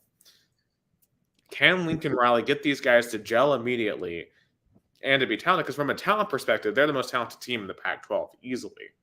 But the thing is, when you're predicting who's going to win this conference, they have to go to Utah on October 15th. It's probably be a night game right to Eccles Stadium, and Salt Lake City is going to be absolutely rocking for that one. And I think the continuity and the experience of Utah is going to overwhelm perhaps the inexperience of these guys playing together. Because no matter how good the individual parts are, you only have 30 practices to put that all together. So, I'll be very interested to see what Caleb Williams does as quarterback. He's got Jordan Addison now as his wide receiver. They've got a lot of pieces all over the place. My one concern definitely with USC is their line of scrimmages. That was a real weakness for them last year. They were just getting bullied on both lines of scrimmage. They had good skill players like a Drake London, who went top 10 to the Atlanta Falcons. But the reason why they were getting destroyed by teams like BYU is they couldn't stop anybody in the run. They couldn't, pass protect. And, you got to have that if you're going to win consistently. And USC historically has had very, very good offensive lines, have great defensive lines. When USC was the dominant program, they were getting NFL guys there. And for USC, that's the expectation, that you need to have NFL caliber talent. USC is the Alabama of the West, is the Ohio State of the West, is the Notre Dame of the West. And, because I've talked about this, on my personal TikTok account. One of the reasons why I think college football has seen decline in ratings in years is, you've lost a whole section of the country with USC not being good, because the USC is kind of like the Raiders. The Raiders, it doesn't matter where the Raiders are, whether they're in Oakland, Los Angeles, Las Vegas. They are the most popular NFL brand on the West Coast because they are synonymous with California, with the sun. The USC is like that for college football. And really, it'd be a good thing for college football for USC to be really, really good. And I think college football needs that USC to be good. They need a Miami with Mario Cristobal to be good, because you need these cities to be more invested in their college teams than the NFL teams, especially in LA now. Because think about when USC was good in the mid-2000s, they didn't have the Rams. They didn't have the Chargers. The Dodgers weren't very good. Now the Dodgers are probably the best team in baseball right now. You have Rams. The Rams just won the Super Bowl. I mean, you got the Lakers with LeBron. There's a lot of competition. But USC now has a chance to be competitive in that sports market and to get Los Angelinos invested again in the USC Trojans. I think it's the same reason why the Lakers went in for LeBron and why LeBron went to the Lakers, because the Lakers needed something to attract good players and to be relevant again. And LeBron wanted to build his brand and to uplift in terms of not only basketball but entertainment. Lincoln Riley went to USC because he knows that if he's successful there, it will open doors in the NFL. He see maybe a path like Pete Carroll did USC to the Seattle Seahawks. So if he's successful at USC, it will open even bigger doors than he was on Oklahoma, I believe. And he was probably tired of being in a state where he was really relevant there, but not nationally. Yeah, I mean, I think that's definitely a concern. I think one of the things that pushed him out was Oklahoma going to the SEC. I think that he was concerned that about his program working in that conference because Oklahoma is not a great recruiting state, and Oklahoma has to go national to recruit. USC is a brand that more recruits itself than Oklahoma does. That might offend some Oklahoma fans, but I'm sorry. Norman, Oklahoma is not Los Angeles. It just isn't. Anyway, some people are going to say, well, Los Angeles is not a good place to live. Yeah, Los Angeles is the second biggest city in the United States. It's a global city. It's probably in the top 10 for recognized cities in the entire world. So, it's apples to oranges there. And even with USC going to the Big Ten, I think he's in a better position to succeed out in Los Angeles with all the talent you can get in California versus where he was at Oklahoma. So I understand completely why he did it. And obviously, $110 million is $110 million. Outside of these three teams, obviously Oregon, USC, Utah are getting all the headlines.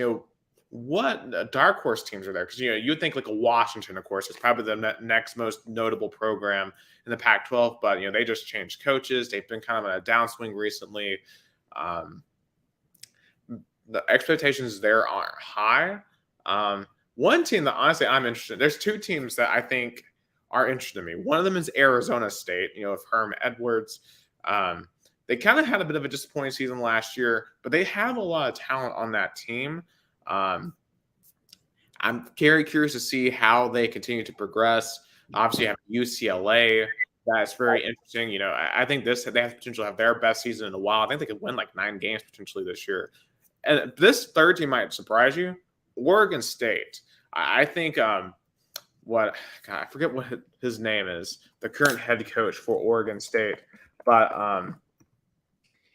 Oregon State last year made some progress that they haven't had in a very long. Jonathan Smith is his name. Oregon State, they haven't been very good in a while, but they're making some progress up there in Corvallis.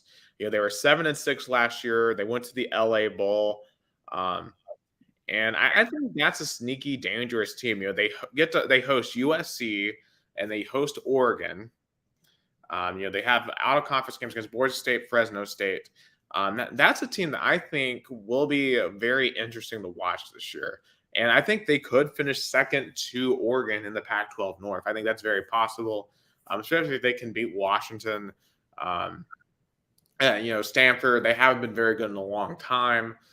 If Stanford doesn't get turned around this year, could David Shaw be on the way out? Which is a crazy thought to have, because when he came in at Stanford, they were incredible. They had some amazing seasons like with Christian McCaffrey and of course Andrew Luck, but just ever since those players left, they just haven't been able to replicate it. California, I don't see them doing anything. Washington State, maybe a sneak team, but I don't really see it either for the Cougars. Since Mike Leach left, they're not been the same. No, of course they had the Nick Rovelich for a while, but of course he got fired over not taking the vaccine. So that program's been in a turmoil over that, which you don't want your football program to be in a political turmoil like ever. That's never a good thing. Oh yeah, so quick. So who's gonna win each division? I think USC wins. What wins? The South. The South takes the South, and I think Utah takes the North. Utah's in the South. Oh, so I think Utah is in the South. USC takes the South, and Oregon takes the North. All right, I'm going with a rematch of last year. I think Utah takes the South, Oregon takes the North. One team that I think the only team we didn't bring up was Arizona, who was I think they were like 0-12 last year. They were not very good. I don't think they're going to be very good again this year. A lot of work to be done in Tucson, which is sad because they had some good teams under Rich Rodriguez a couple of years ago, but they're going to be waiting on basketball season, I think, in Tucson to make any noise. At least they got basketball in Tucson because their football team not very good. Yeah, Also, Colorado can bring them up, but I'm not expecting much of anything from the Buffaloes, unfortunately. They really haven't done much of anything since 2013 or 2015, one of those 2 years. So, yeah, I think it was 2015. Yeah. All right. Anyway, so very quickly, last topic for America topics. KD. It looks, of course, it's been rumored now for weeks where he was going to go. Was he going to go to Boston? Was he going to go back to Golden State? But now it looks like he's going to stay in Brooklyn with the Nets. It looks like he's going to withdraw his trade request and re-sign with Brooklyn. It's an interesting decision. I don't know if this Brooklyn team is set up right now for success. Last year you could tell there was just so much off the court drama, especially with Kyrie Irving. And when they went up against a more cohesive team in the Boston Celtics, they just got smacked around for 4 games, got swept. A team of that caliber should never get swept. And I don't believe in Steve Nash as a coach. I don't see this working. But I think KD look at the teams that will possibly get traded because Golden State would. I'm glad they didn't go in for it. It would have been ridiculous for the Golden State to trade his valuable assets, some bench players that were very valuable to the championship, for a player who basically gave it a turmoil and made the coach walk on eggshells. And so the teams that probably would have been interested in him would be like the Minnesota Timberwolves or Orlando Magic, or some teams that will have a lot of draft picks or 1 or 2 players that KD wouldn't want to be in. So he was like, I'm staying here in New York with some teams that, with some players that I can maybe get along with. And maybe he has a plan with Ben Simmons. Maybe he makes Ben Simmons work. We don't know. Yeah, and I think those two can complement each other because Ben Simmons obviously is an aggressive scorer. He can't shoot frees. he just can't. Like we're both probably better 3-point shooters than Ben Simmons is. He can get to the hole, but that's really the only thing. But I think by the end of the 2020 playoffs and that series against the Hawks where you have the 76ers, he was scared to shoot. Period. You got to find a way to build back his confidence. And maybe having a guy like KD who can go and get buckets whenever you want maybe can help him because he knows that Ben Simmons doesn't have to be the guy. He doesn't have to be the guy to take the last shot. He can just be the distributor and then get to the rim some. And I think that is the best case scenario now for Ben Simmons because otherwise I don't see him being just a true superstar because you got to be able to shoot in this league. You got guys like Joel Embiid who can shoot. You can have Luka Doncic who can shoot. The era of not being able to shoot and be a superstar is over. Oh yeah, I agree. I feel like especially with the Warriors revolution and imposed by Steph Curry, them change a lot. But I think they'll fight for a playoff spot. They'll be like a 8, even a 9, 8, 7 seed. They'll go like to a play-in and get in. I think they have enough talent to make the playoffs, but I don't see them being a true competitor. I think that 2020-2021 season was their year. Was like Philly's year in 2019 when they lost to Toronto in the last bucket, the last second by Kawhi's shot in Toronto. And I think 2020-2021 was the year for the Bucks. Yeah, I would agree with that. But I do think Giannis will win another championship at some point. But I don't know if he'll be with Milwaukee or not. And I don't know who I'd say would be the favorite next year. Obviously the Warriors probably favorites to repeat, but the Celtics are going to be right up there. I think the Grizzlies are going to have a really good shot.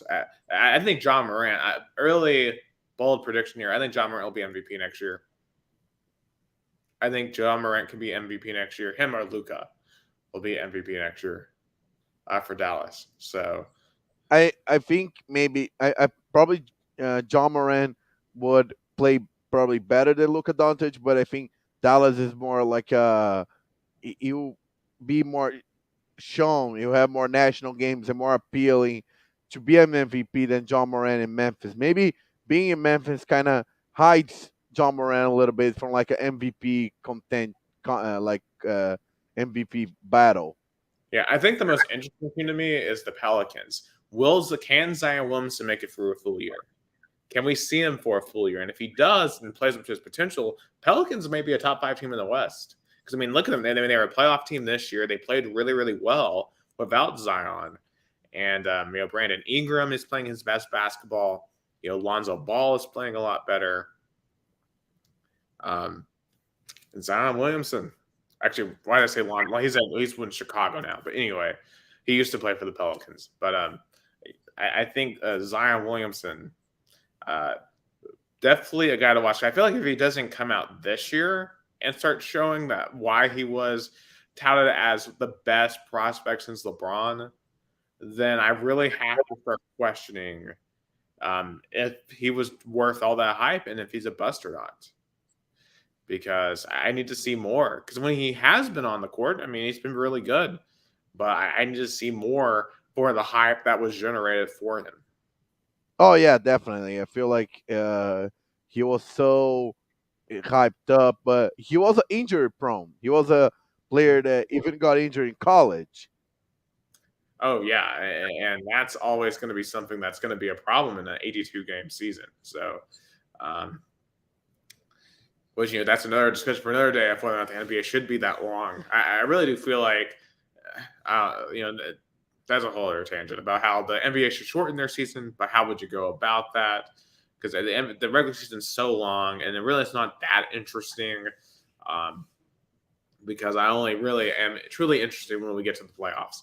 But anyway, that's a topic here for another day. Let's move down to Brazilian topics because obviously we got the championship going on, Brazilian Cup semifinals. Gus, Yeah, take I'll it away. start. I'll start with the Brazilian Cup semis. 2 big games: Corinthians versus Fluminense. Fluminense has been playing really, really well under head coach Fernando Diniz. Nobody would expect that when he was hired in April. He didn't have a good job in Sao Paulo, even though he was first place in the Brazilian Championship and had a 9-point lead. He lost a ton of games and he was fired. And he's very methodic, very persistent on his style of play, which consistent of being like the tiki taka, pass the ball. The goalkeeper doesn't do long shots. It's a passing game more than like a reactive game.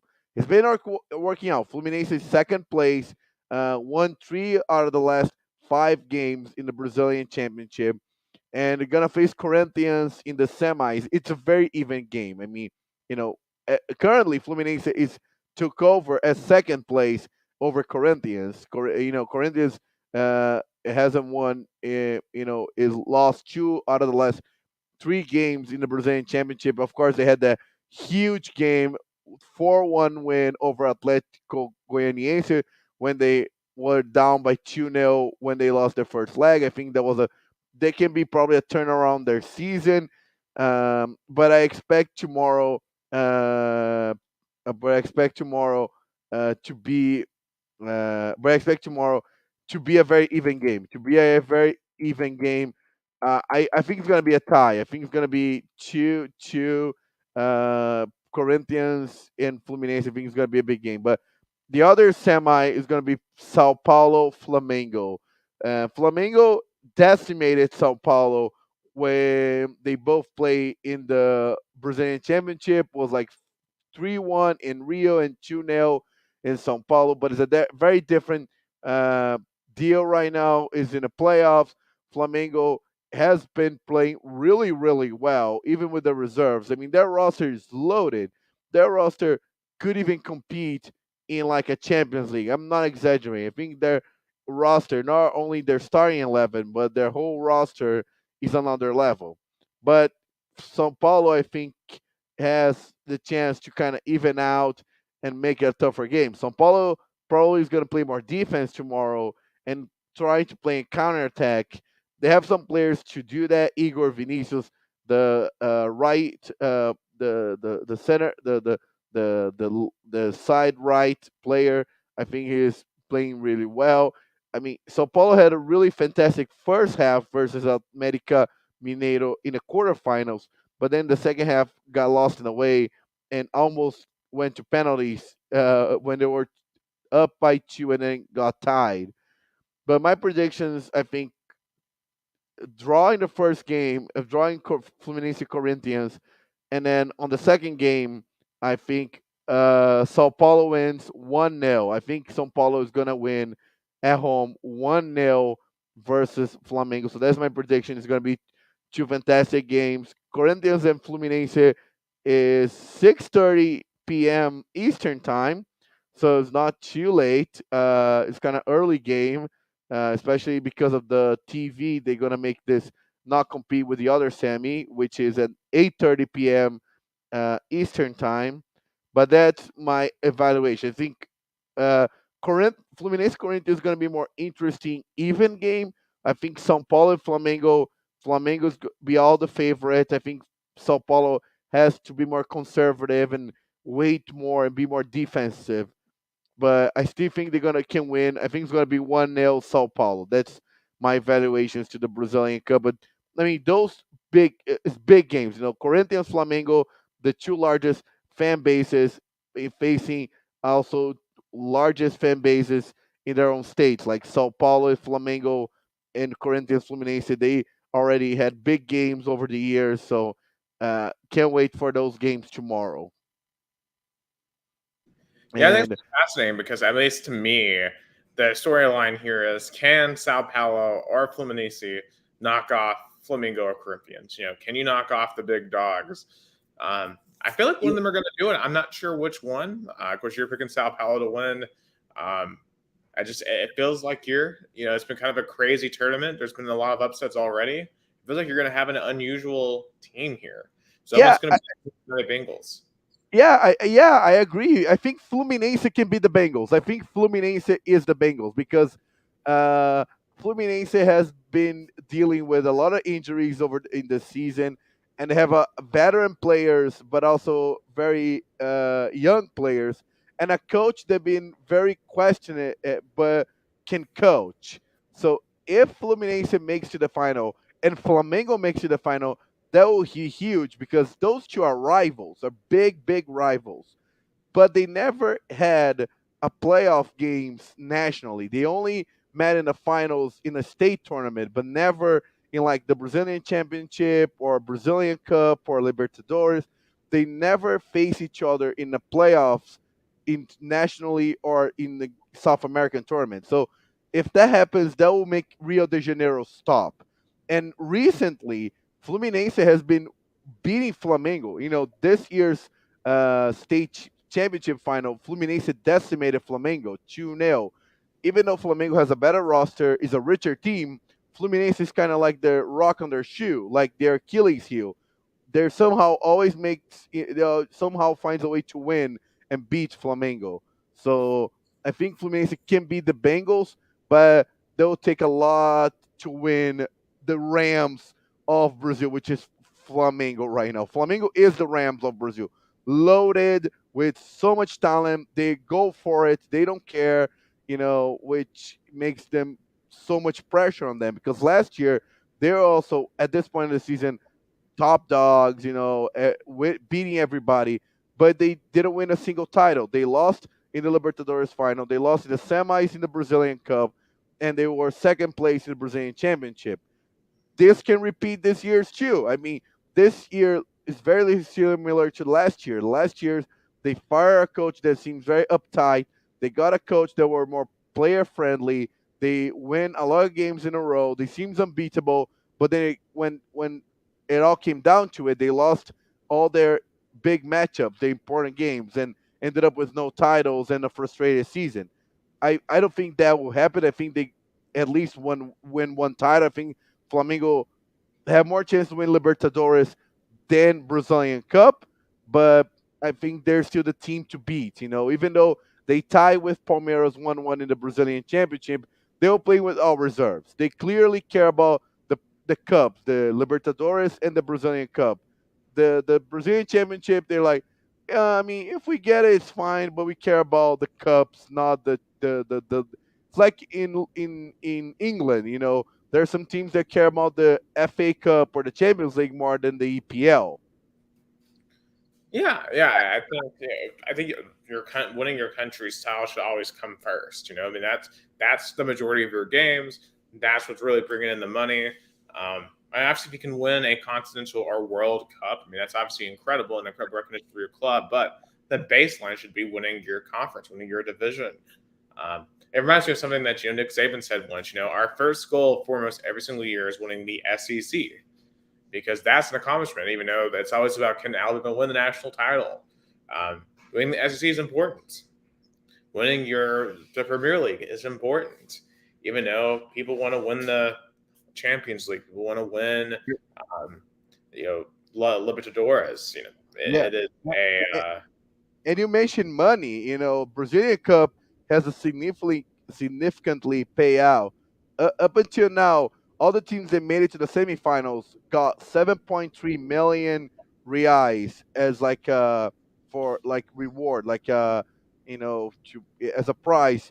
But when they got to the final, the runner up gets 23 millions, and the winner, the champions, got 56 million reais. So it's a lot of money. So that makes even more, appealing and more, interesting that Brazilian Cup semifinal, because the Brazilian Championship doesn't draw that money, and Libertadores only right now is getting to that kind of level of money. Mhm. Yeah. So, and if one of these smaller teams were to win, could that propel them to the top? In terms of getting more money so they can sign better players. Oh, I think they'll be more opportunity huge. clubs. Yeah, I think for Fluminense would be huge, because Fluminense right now is relying a lot of old veteran players that didn't have any market, in the top dogs today, like Palmeiras, Flamengo, Atlético Mineiro, Corinthians, or even Sao Paulo. They got a lot of veteran players that were like, released from their previous clubs. Like the goalkeeper Fabio was released by Cruzeiro. Felipe Melo was released by Palmeiras. William, the striker, was released by Palmeiras.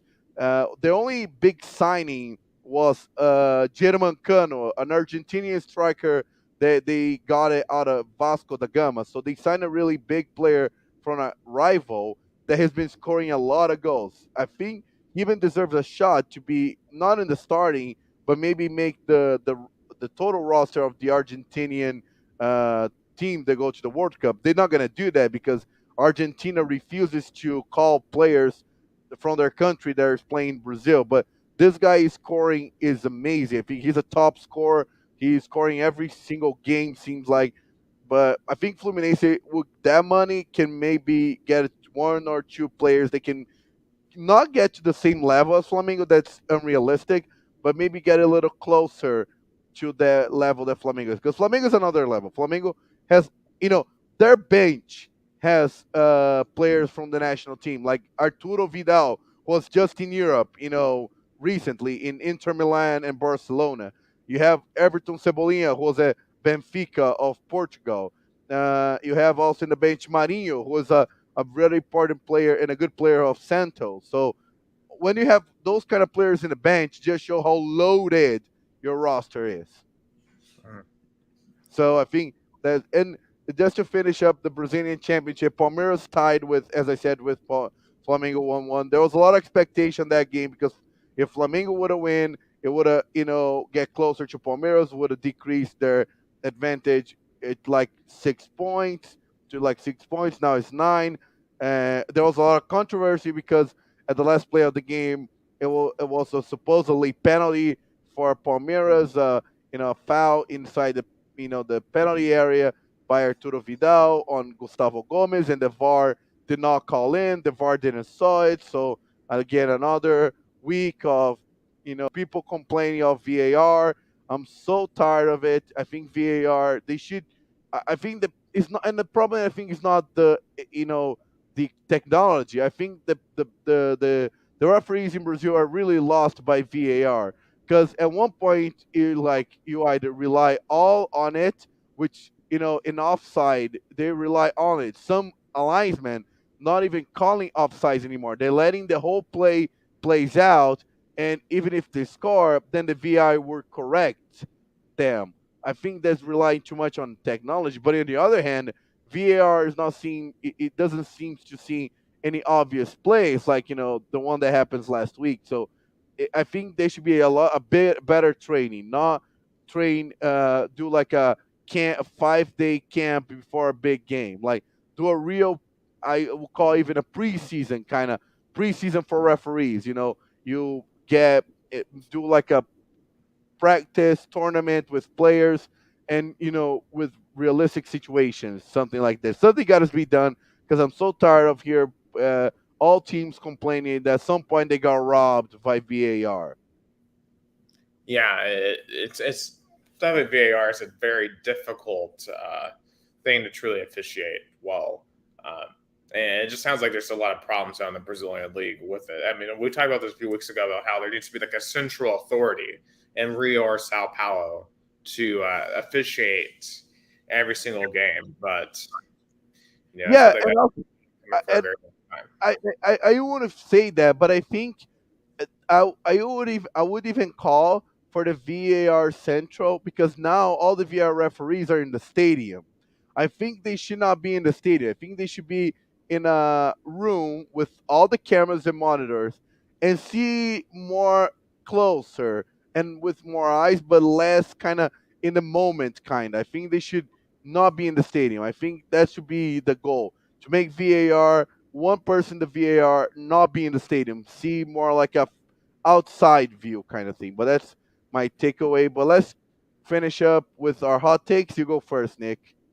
All right, so I just watched in the past few days the Manti Te'o documentary that's now on Netflix. Of course, if you remember, Manti Te'o was a linebacker in Notre Dame. In the senior season, it was a Heisman runner-up, but during that time, he was having a relationship with who he thought was a woman named Lene Kakua. But you might know this: the Lene Kakua did not exist. In fact, there was a man named Renaya Susupo who has now since she has become a transgender woman. Um, and this person was, catfishing Manti Te'o, and the person who was Renaya throughout the documentary um, tries to defend themselves, saying, I was just looking for a connection, I was lonely, Manti provided this to me, but I'm sorry, but watching this guy's story. The story of Manti Te'o and everything he had to go through, all of the public criticism. At one point, they say he was, on the most hated athletes list with Tiger Woods and Lance Armstrong. And when really he had never done anything wrong because he thought he was in this legit relationship with this girl that he had never met, which, we can argue whether or not that was a good idea. But, he thought he had a genuine connection with someone, and it backfired on him, and it cost him a first-round draft pick, cost him millions of dollars. It really cost him a reputation, and I really think that with this documentary, Manti Te'o hopefully gains that reputation back because he had such a high reputation heading into that whole situation, and I think this person that did the catfishing to him should be in prison because to mess around with someone like that is just it's one of the scummiest things you could possibly do. And as someone who is a member of the media, this has caused me to kind of self-reflect a little bit in terms of like what type of impact can your stories have on people, because they talked a lot about Deadspin releasing the story, breaking the story before Manti Te'o could come out and talk about it himself. And I think the intentions they had, they said, we didn't intend for Manti Te'o to become this giant pariah. But you have to know that, accusing Manti Te'o of potentially being in the hoax, of, claiming all this stuff about Manti when you didn't have the evidence was very irresponsible. And both of the writers, I've looked at their Twitters recently, and they're not apologetic at all for what they did. Yeah, and what I don't understand still is like why he was hated.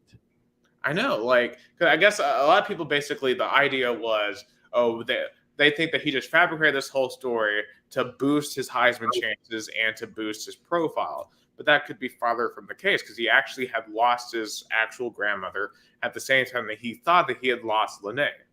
But he didn't lose Lene because Lene never existed. I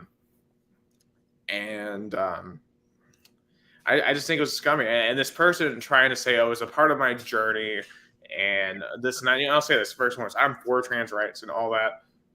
But, you can't say that, this is a part of your quote unquote journey when you just basically ruin the life of someone else. I think that's an absolutely scummy thing. Of course, they said that I think their name is Rhea, if I'm not mistaken. Or Naya. Naya is the name they go by now. Naya claims that they can't get a job because everyone, associates them with the scandal and they just think they're a terrible person. They're whining about, why can't I be forgiven? And Manti says that he forgives her.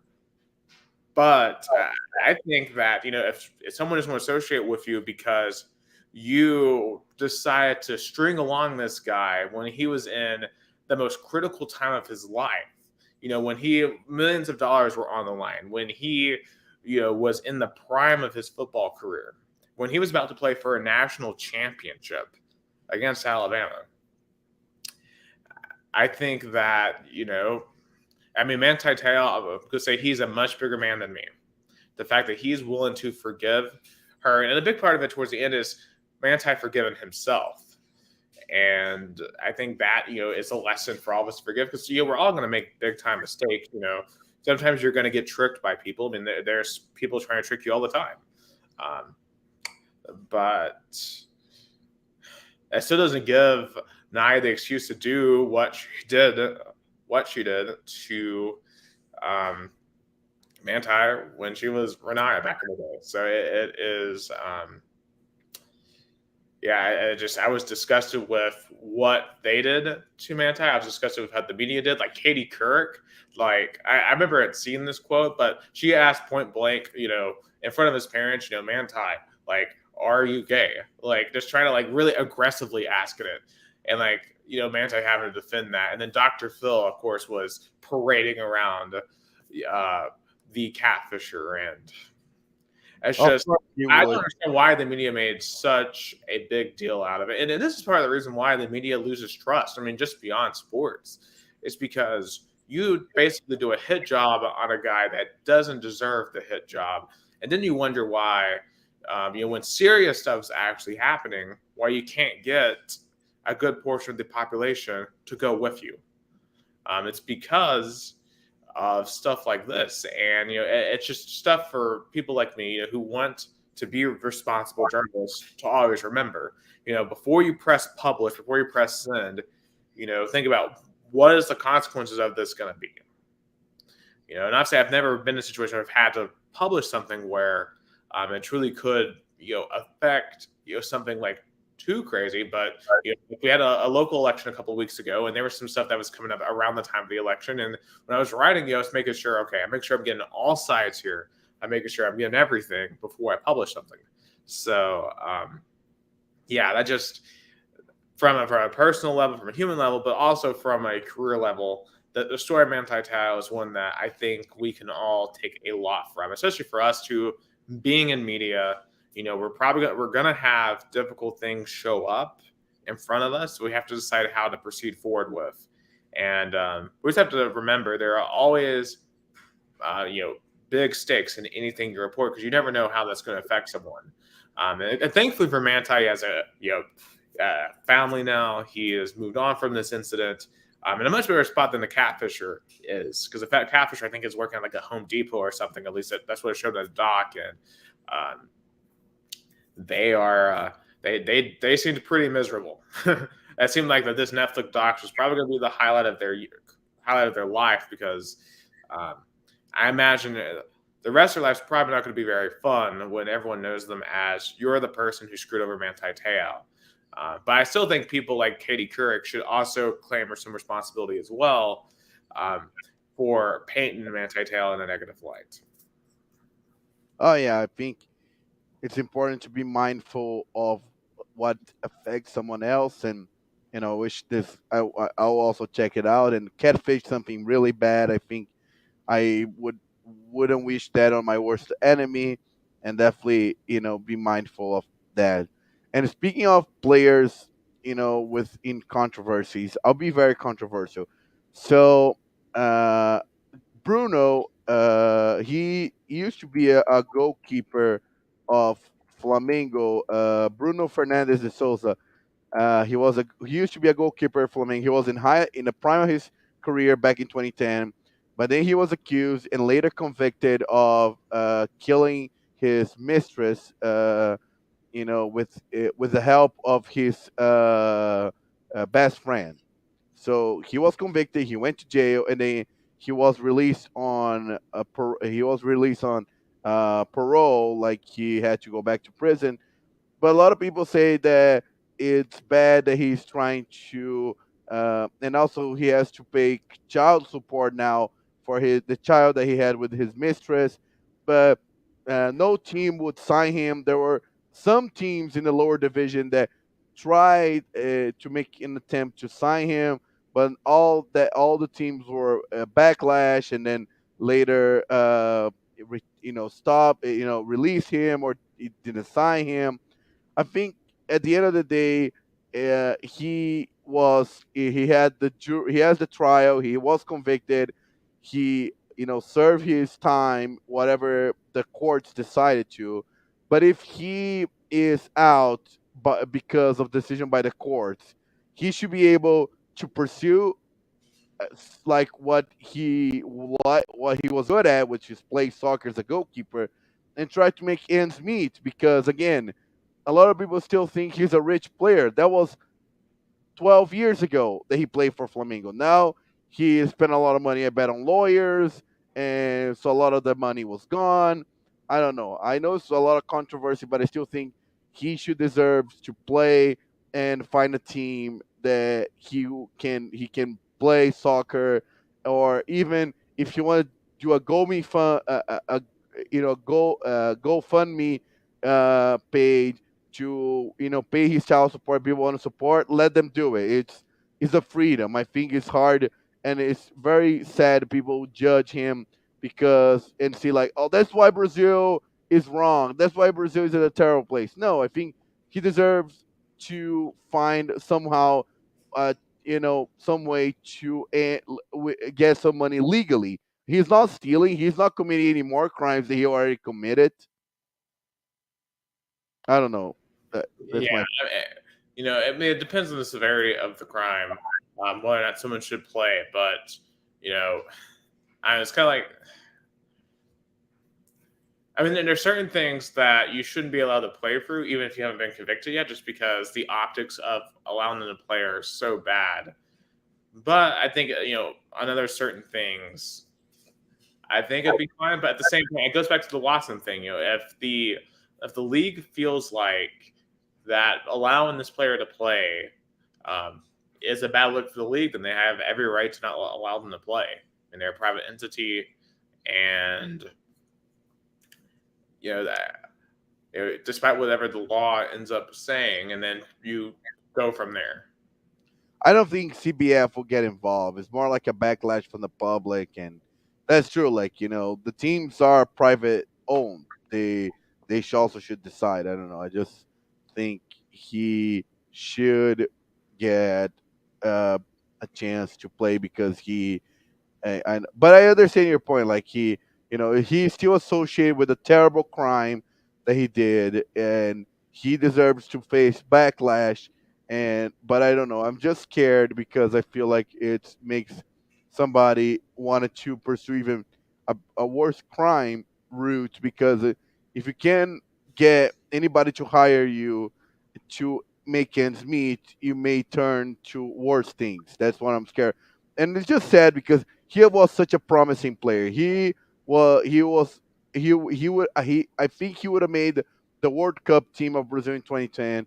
He was already everything was ready to play for AC Milan, but then he lost it all because of that horrible act that he did it. But I'm interested to see how that plays out. yeah. I just called that up because it was a lot of backlash because his now wife was trying to set up a GoFundMe page that was for 90,000 reais for child support. I think there were like 10,000 already.